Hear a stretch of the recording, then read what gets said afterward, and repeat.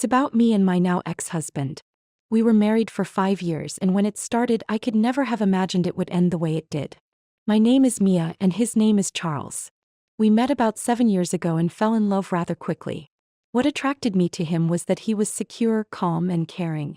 I had had fairly tumultuous relationships in the past and felt that Charles was someone who would truly take care of me and make my life stable. When we got married, we did so with the belief that we would stay together for the rest of our lives, that we were meant for each other, and that everything would turn out well. We planned to maybe have children someday in the future, but we weren't in a hurry. The first few years were happy. We got to know each other deeply, celebrated anniversaries, and went on trips together. We laughed and rarely argued about important things. Our arguments were mostly about minor issues like cleaning or who should take care of some practical matter. I remember my mom saying we seemed like the perfect couple and that she envied us for finding each other and being so in sync. But after a little over 5 years, I started to notice something within myself. I became restless, probably because our relationship was predictable and at times almost too mundane. I felt like I knew all our routines. I knew exactly what we would have for dinner every Tuesday because we used to make the same thing, how our weekends often consisted of taking the same walks or visiting the same cafe. I began to question if that was really how I wanted to live the rest of my life. It's not that I stopped loving Charles, but I realized I was craving something more exciting. When I came to that realization, I didn't know what to do because he didn't seem to have those feelings. He was content with our life. He is a man who doesn't like big changes. He appreciates calm and stability. I started reading quite a lot of articles online, and at some point I came across the concept of an open relationship. I had heard of it before but had never really delved into what it entailed. I read stories about couples who had been married for many years but felt bored in the bedroom or in everyday life, agreeing to allow each other to have intimate connections outside the relationship. The thought sparked something inside me. I realized that I was curious. At the same time, I felt a fear of how Charles would react. I could imagine him saying no, but I didn't want him to just dismiss me outright. I wanted him to at least understand why I felt so bored and confined. I turned the idea over in my mind for weeks before finally gathering the courage to bring it up with him. I remember it was one evening when we were sitting on the couch trying to find a movie to watch. We were making small talk, and then I said that I wanted to discuss something and that he shouldn't dismiss it right away but think it through. He turned to me, already looking worried before I had even said what it was, probably because of the slightly tense tone in my voice. I took a deep breath and explained that I had been feeling trapped in our life lately, not because he had done anything wrong but because I was longing for a freer sexuality. I barely had time to explain before I mentioned the words, open relationship. His reaction was just as shocked as I had feared. He asked me what I meant by that. I tried to explain that it wasn't about not loving him but rather about my need to explore myself in a different way, to feel a different kind of freedom. At first he was completely silent and then he firmly said, "No, that's not something I'm open to." I tried to get him to listen but his body language became stiff, and he seemed completely closed off to the discussion. He tried to change the subject as if he hoped I would just drop it. But I couldn't drop it because it touched something deep within me. The following days were tense. I tried to bring it up now and then to start a serious conversation, but he didn't want to talk. It felt like the first really big fight in our marriage, and I began to realize that we might no longer be on the same wavelength. I became frustrated because I wanted him to engage with how I felt. He was frustrated because he thought I should accept his clear no. But I couldn't help hoping he might change his mind or at least agree to discuss it. I perceived him as almost hurt that I even wanted an open relationship. When we finally discussed it in more depth, we raised our voices. He questioned whether I even loved him, whether I wanted to leave him, whether I had already met someone else. I assured him I hadn't been unfaithful and that my longing for an open relationship was purely a fantasy I wanted to realize with his consent. He said no. I asked if there was anything I could do to make him feel more secure. Could we set rules, take it slow? Would he also be allowed the same freedom? He was unwavering. "I don't want to share you with anyone else," he said. "I thought you loved me. If you love me, why am I not enough?" I didn't know how to respond. I loved him, but at the same time I missed something I couldn't quite pinpoint. The thought of sex with someone else tempted me, but even stronger was the desire to escape this stifling feeling of being trapped in a confined space. I felt he didn't understand me and he felt I didn't respect him. As the weeks went by, a chilly atmosphere grew between us. We stopped eating dinner together as often. We stopped being intimate in the bedroom because we were both tense and irritated, and we doubted each other's love. I thought about how I could get out of this without ruining everything. I wished he could at least consider it or find some sort of compromise. He wished I would just forget about it. But the thought kept growing stronger within me. Sometimes I wondered if I could secretly do what I wanted without saying anything. But I dismissed that thought almost as quickly because I've always believed in honesty in relationships. I wasn't the type of person who cheated either. But right now I felt so frustrated and longed so much for a little breathing room from our rigid structure. I couldn't help thinking about how it would feel to actually have another man's hands on me, someone else's gaze, someone else's voice in my ear. All those things that come with a new infatuation. I knew it was probably a romanticized image I had, but I couldn't let it go. At one point when we talked about it again, he raised the ultimate question. If you want an open relationship and I don't, and if you can't stop pushing for it, how are we supposed to handle the possibility that you might do it anyway? Should I have to walk around worrying that one day you'll cheat on me? I felt ashamed because I didn't want to hurt him. I assured him that I had no intention of cheating behind his back, that I wasn't that kind of person, that I would respect him. But at the same time, I felt I couldn't promise that my feelings would just disappear because he said no. He questioned whether I truly meant what I was saying. I replied that I meant every word, but in the same moment, it felt like something within me was shifting. I had no plans to cheat, but my longing to experience something more exciting in life had reached a point where I no longer recognized myself. Eventually, Charles said he wished I had never brought up the subject. I said I wished he could understand me a little better. It ended with us going to bed in silence. That night, I lay awake, wondering if our marriage was heading downhill. I felt the distance between us growing. After some time, something happened that perhaps changed everything. I had started chatting casually with a colleague at work, a man who was new to our team, Nicholas. He was more open, a bit flirty, but in a joking way. I felt drawn to his energy and the way he teased me. It started innocently. We had coffee together, we talked about work and personal lives. He shared that he had recently come out of a fairly long relationship and felt quite free at the moment.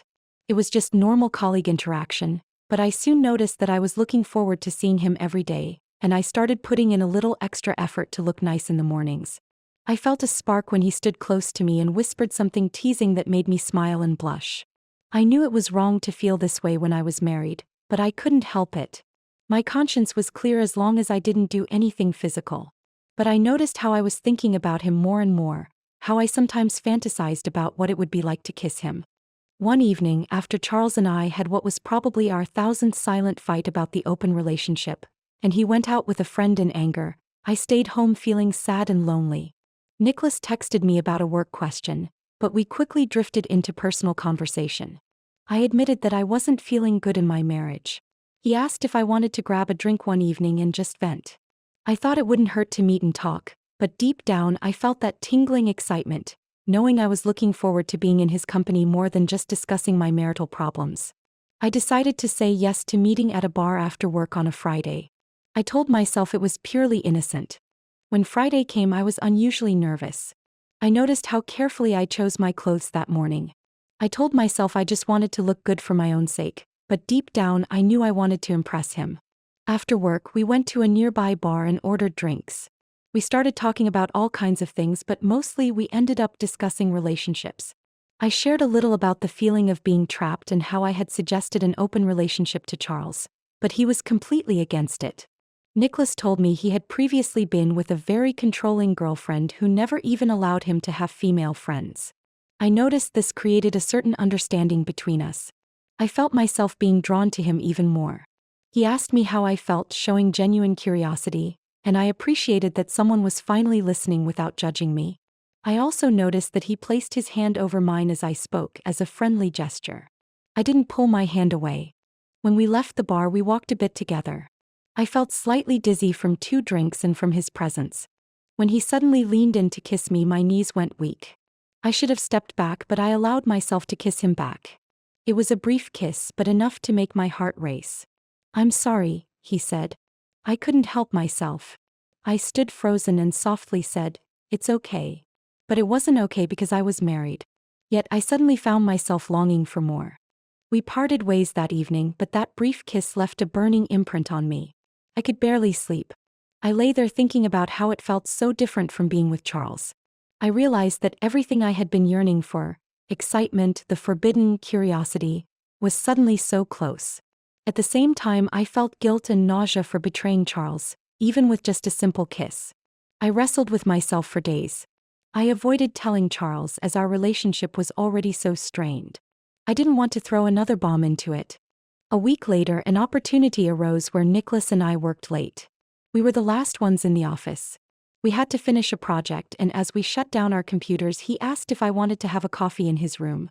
I followed him and we sat at his desk chatting. Suddenly, he leaned in and kissed me again. This time I didn't pull away. I felt my body respond to the kiss with an intensity one hadn't felt in a long time. He started to caress my back and then my waist. I feared someone might walk in, but at the same time the risk excited me. When his hands slipped under my sweater, I felt my pulse pounding in my throat. I know it sounds like a cliché, but at that moment my brain stopped protesting. I allowed myself to be carried away by desire and excitement, and I didn't think about the consequences. We didn't stop until we found ourselves in an intimate situation I never thought I would allow myself in my own workplace. I felt his skin against mine, heard my own gasps. It happened so quickly, yet at the same time it felt like an eternity. And yes, he took me there in his office with the dress over my back and my panties around my ankles over his desk. It was both shameful and incredibly arousing. I reached climax really quickly. All the pent-up emotions made me so receptive. I remember how afterward I felt a kind of rush but also panic. I had just been unfaithful to Charles despite my promise. I had completely broken our trust, even though I had always insisted that I wasn't the kind of person who went behind someone's back. I no longer knew who I was. After that evening at the office, I continued to see Nicholas in secret. I could not get enough. It wasn't as if we started an official relationship, but we had an understanding that we wanted to see each other. I never told Charles because he had made it very clear that he didn't want anything like that. I felt torn because, on some level, I still loved Charles, but I was so tired of all the tension and arguments at home that I couldn't deal with reality. I wanted to escape, and Nicholas was my escape. I felt bad about lying, but at the same time I couldn't stop. I kept hoping that one day Charles would say, "Okay, I understand you, let's try an open relationship." Then I could have invited him into my new world. But he never changed his mind, and as time went on, I sank deeper into the lie. After a few months, I started feeling strange. I felt nauseous in the mornings and my breasts were tender. It suddenly hit me that I was late for my period. I bought a pregnancy test and took it one morning after Charles had already left for work. When I saw the plus sign on the stick, I went cold inside. The first thing I thought was that I didn't know who the father was. Charles and I had had sex maybe once a month during our frosty phase, but Nicholas and I had been intimate multiple times. Several times a week, sometimes every day. I had been careless with protection. I panicked. Should I keep quiet? Could I say the baby was Charles's? Or would I have to confess? My conscience screamed at me that I had to tell the truth. I carried a massive burden of anxiety for several days. I was already feeling sick from the pregnancy, but I felt even sicker from the guilt. In the end, I saw no other option but to tell Charles. I waited until one evening when he was home sitting and reading. I stood in front of him and said I had something important to tell him. He put his book down and saw how serious I was. I took the pregnancy test out of my pocket and showed it to him. "I'm pregnant," I said. He looked surprised at first, but not in a happy way, more shocked. "Okay," he said. I took a deep breath and told him the truth. I confessed that I had been seeing another man and didn't know who the father was. I saw Charles turn pale as he stood up. "You've been unfaithful?" He looked completely devastated. I tried to explain everything. How I felt lonely and longed for freedom, how he refused to give me that, how I still loved him but couldn't suppress my longing. He just shook his head and said, "You promised you'd never go behind my back. Didn't you understand that you'd ruin everything?" I had no excuse, nothing I could say. I cried and apologized. He asked if this was the same as when I tried to convince him about an open relationship. I replied that I never wanted to hurt him. He yelled at me, "You've hurt me more than you ever could have if you'd been honest from the start. You suggest an open relationship, and when I say no, you still go ahead and do it. Is that how little I mean to you?" I cried even more because I could hear the indescribable pain in his voice. This wasn't the secure Charles the first had married. This was a man who felt betrayed. I didn't know what to do. I said I wasn't even sure who the father was, that I was willing to take a test, whatever he wanted. But he shook his head and said he didn't even want to look at me. He stormed out of the room and I sat on the floor in tears. After a few hours, he came back inside, his eyes completely red. He said he saw no point in continuing our relationship. He wanted a divorce immediately. I tried to argue, begged him for us to at least talk it through more, but he was completely cold. He didn't want to hear any excuses. He repeated that he couldn't forgive me for keeping this secret behind his back. I tried to explain that I wanted to be honest from the beginning, but he made it impossible by refusing to even discuss an open relationship. He replied that nothing excused infidelity and that I had already made my choice. From the look in his eyes, I understood he was serious. He told me to call a lawyer or do whatever I needed to because he wanted us to divorce as soon as possible. The next day I took time off work and cried through the hours. I tried calling Charles several times, but he didn't answer. I talked to my sister, but I was so ashamed that I couldn't bring myself to tell her the whole truth. I only said that we were in a crisis. Charles, on the other hand, was determined to end the marriage. When we did talk, he came home late in the evenings and mostly ignored me. He repeated that he was done. I was in shock, but in some way I understood him. I had broken his trust. Even though I had hoped he would understand and maybe give me a chance, I realized more and more that he would never be able to forget what I had done. When he said he had filed for divorce, I completely broke down. I asked him if he didn't want to know whether the child was his. He said it didn't matter because he wasn't going to stay regardless. I got the feeling he believed there was a good chance it wasn't his, and he didn't even want to take the risk of going through a prolonged process. He was just done with me. That indifference hurt because I remembered how he used to love me. When our divorce process started, it moved unexpectedly quickly. He had already contacted a lawyer who proposed a settlement. I was shocked when I realized he was demanding a 70-30 split of all assets. I wanted to fight, but I didn't have the strength. I was pregnant, confused, and deeply remorseful.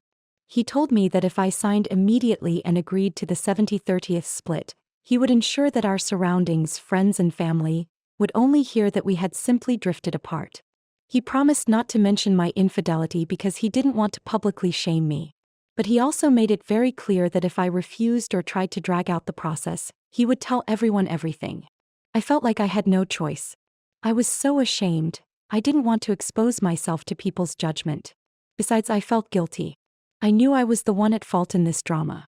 So I signed the papers. The following week, everything was finalized, and I was shocked at how quickly our 5 years of marriage had just been erased from our history.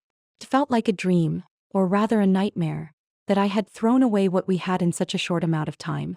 At the same time, I knew I couldn't place all the blame on myself because if he had been more open to my wishes, perhaps we could have resolved things differently. But in the end, it was me who acted, me who went behind his back. I tried to convince myself there had been no other way. Charles soon moved out of our apartment. I knew he had borrowed a small studio from his brother until he found something permanent. After that, he completely avoided me. When people asked why we had suddenly divorced, he kept his promise and simply said that we had drifted apart. Several of our mutual friends reached out to me, trying to understand what had happened, but I kept it brief. I didn't know if I could lie as well as he could. I just said that we needed to go our separate ways. It was painful, but at the same time, I was so numb from everything that had happened that I didn't even have the energy to talk to anyone. I still hadn't taken a paternity test because I didn't even want to start that discussion until I had a plan for what to do about the pregnancy. I considered keeping the baby, but I was afraid of becoming a single mother or having to maintain some form of contact with Nicholas. I didn't know what my life would look like. I avoided meeting Nicholas for a while to gather my thoughts, but of course he was curious. We met to talk and he didn't seem ready to become a father at all. He kept saying he was open to possibilities, but I felt he wasn't serious. This created an entirely new dilemma for me. My old life was shattered and now I was faced with an unplanned pregnancy. I didn't know what I expected. In the meantime, I heard through a mutual acquaintance that Charles seemed completely shut down. Apparently, more than one woman had approached him, finding him attractive. After all, he was a charming and decent guy. But he had either declined or pretended not to understand their advances.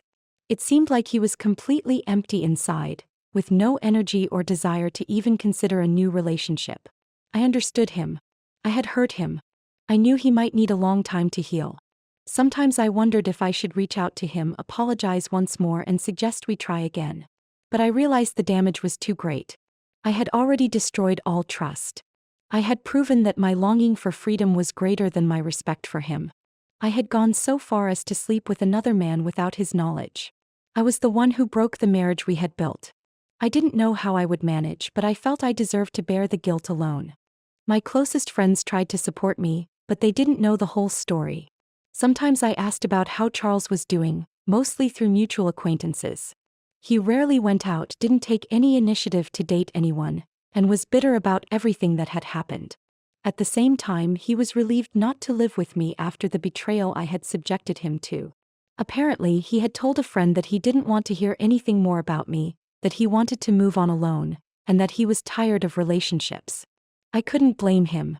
I had fought for a freer relationship, but when I didn't get it, I went behind his back and broke all principles. How could he ever forgive that? During this period, I was so emotionally confused that I didn't know where to turn. I wondered how things might have been if Charles had been willing to discuss an open relationship with me more seriously.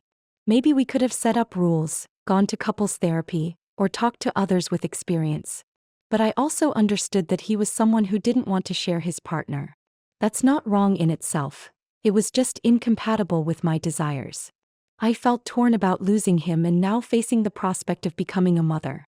I cried myself to sleep many times and felt deep shame.